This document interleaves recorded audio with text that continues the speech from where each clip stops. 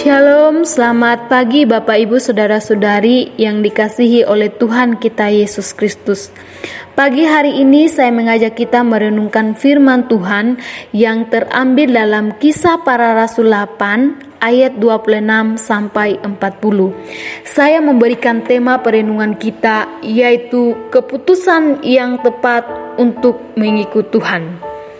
Ketika Filipus telah menyelesaikan pelayanannya di Samaria, malaikat Tuhan berkata kepada Filipus, "Bangunlah dan berangkatlah ke sebelah menurut jalan yang turun ke Gaza." Jalan itu jalan yang sunyi. Filipus taat dan mengikuti apa yang diperintahkan karena Filipus sangat peka terhadap suara Tuhan. Ketika Filipus berangkat, dia mendapati sebuah kereta. Di atas kereta itu ada seorang sida-sida dari Ethiopia, pembesar dari kepala perbendaharaan Sri Kandake, ratu negeri Ethiopia yang pergi ke Yerusalem untuk beribadah. Orang ini sedang dalam perjalanan pulang dari Yerusalem ke Ethiopia dan duduk dalam keretanya sambil membaca kitab Nabi Yesaya. Ia mencoba memahami kitab Yesaya, tetapi sida-sida itu tidak mengerti. Roh Kudus berkata kepada Filipus, "Pergilah ke situ dan dekatilah kereta itu." Filipus pergi dan mendekati sida-sida itu dan bertanya, "Mengertikah Tuan apa yang Tuan baca itu?" Kata sida itu, "Bagaimana mungkin aku dapat mengerti kalau tidak ada yang membimbing aku?" Lalu ia meminta Filipus naik dan duduk di sampingnya. Bagi Filipus, ia tidak mau membuang waktu atau kesempatan yang sangat berharga. Inilah kesempatan yang tepat untuk memberitakan Injil Tuhan. Filipus menjelaskan maksud dari kitab Nabi Yesaya 53 ayat 7-8 yang dibaca oleh sida-sida itu. Anak domba Allah yang dimaksud di sini ialah Yesus Kristus, anak Allah yang tidak pernah berbuat dosa, tetapi ia rela dihukum, dicambuk, disalibkan, mati dan bangkit untuk menebus dosa manusia. Dan kepada siapa yang percaya kepada Tuhan dengan sungguh-sungguh, maka ia akan memperoleh keselamatan yang kekal. Setelah Filipus sudah menjelaskan kepada sida-sida itu, ada 3 hal yang akan kita pelajari mengapa sida-sida dari tanah Ethiopia berani mengambil keputusan yang tepat untuk mengikut Tuhan. Yang pertama, karena memiliki kerinduan untuk mengenal Allah lebih dalam. Ayat 34. Ketika sida itu bertanya, berarti ia memiliki keingintahuan yang besar tentang Allah. Sebenarnya, ia adalah seorang berdosa. Ia sadar akan dirinya memerlukan Tuhan. Coba kita renungkan, perjalanan yang ditempuh oleh sida-sida ini dari Ethiopia ke Yerusalem sangat jauh hanya untuk mendengarkan firman Tuhan, meskipun ia tidak diperbolehkan masuk.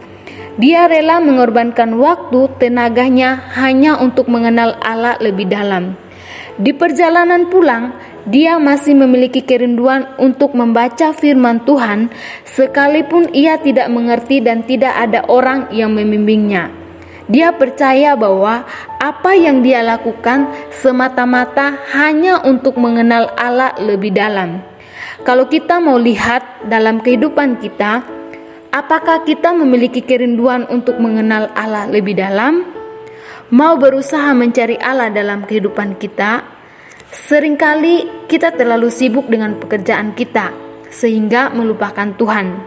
Kita adalah orang-orang yang sudah percaya kepada Tuhan, tetapi kita harus belajar dari pribadi sida-sida ini, meskipun dia belum terlalu memahami, tetapi kerinduannya itu sangat luar biasa. Hal yang kedua, ketika dia sudah memiliki kerinduan untuk mengenal Allah lebih dalam, dia memberi diri dibaptis. Ayat 36-37. Baptisan adalah tanda pertobatan, meninggalkan hidup yang lama dan memulai hidup baru bersama dengan Tuhan. Ketika sida-sida dan Filipus melanjutkan perjalanan, tiba di suatu tempat yang ada air, sehingga sida-sida ini berkata kepada Filipus, "Lihat, di situ ada air. Apa halangannya jika aku dibaptis?" Filipus langsung merespon dengan sangat positif. "Jika Tuhan percaya dengan segenap hati, boleh dibaptis." Jawab sida itu, "Aku percaya bahwa Yesus Kristus adalah anak Allah." Sehingga sida-sida itu dibaptis oleh Filipus. Luar biasa pekerjaan Roh Kudus kepada sida-sida ini, sehingga dia berani mengambil keputusan untuk dibaptis. Dia rela meninggalkan hidupnya yang lama dan memulai hidup baru bersama dengan Tuhan.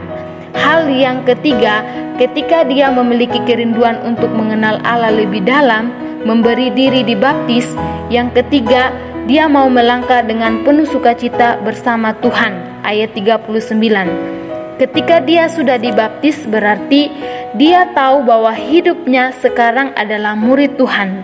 Dalam ayat 39 sangat jelas ada perubahan ketika ia melangkah dengan penuh sukacita bersama dengan Tuhan.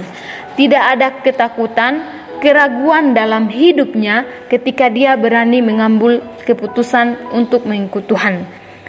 Tuhan tidak melihat seberapa besar dosa yang kita lakukan, tetapi Tuhan melihat kesungguhan hati kita untuk benar-benar bertobat dan berjalan bersama dengan Tuhan. Biarlah lewat renungan pagi hari ini meneguhkan dan menguatkan kita supaya jangan pernah takut untuk mengambil keputusan mengikut Tuhan. Ingat, keputusan untuk mengikut Tuhan hari ini menentukan keselamatan kita. Keselamatan itu kita dapatkan hanya dari Yesus Kristus, bukan dari yang lainnya. Selamat pagi, selamat beraktivitas. Tuhan Yesus memberkati. Shalom.